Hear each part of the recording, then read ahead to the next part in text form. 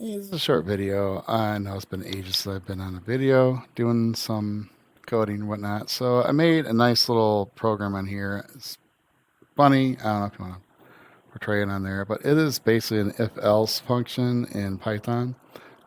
So basically, you would enter your name, Andrew, your age. Now I have different criteria for age. Let's just say I am 50. In response, you're getting up there. Hit F5 again. Let's say 22.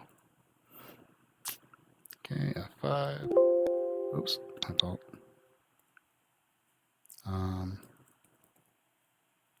Let's say 80. You're getting sold.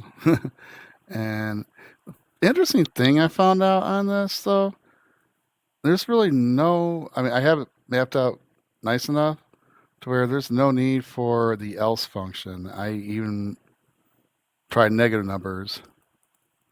Say I'm negative 50. And it goes to the default, your baby. Basically, if age is less than 13 years old, I could put a teenager function, but yeah.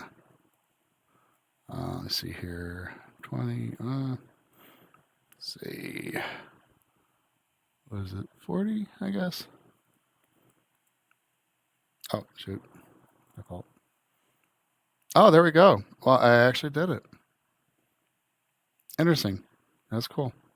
I guess I just can't put the, I don't put a name in there. It'll default to saying, hey, you need to put, well, the else function.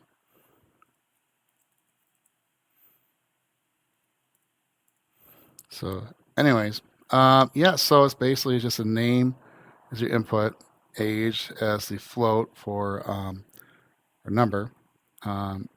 If age is greater than 70, I put you're getting old. 40, you're getting up there. And 20, age is between 20 and 39, kind of in your prime. Between 13 and 19, young. And your baby if it's less than 13 years old. And of course, like we've seen, the else function worked, oddly enough, unknown age response. All right, hope this helps anything, and I'll leave this up here for a few seconds if anybody want. Well, of course, you want to copy it from the video, by all means. All right, have a great day, and see everybody next time.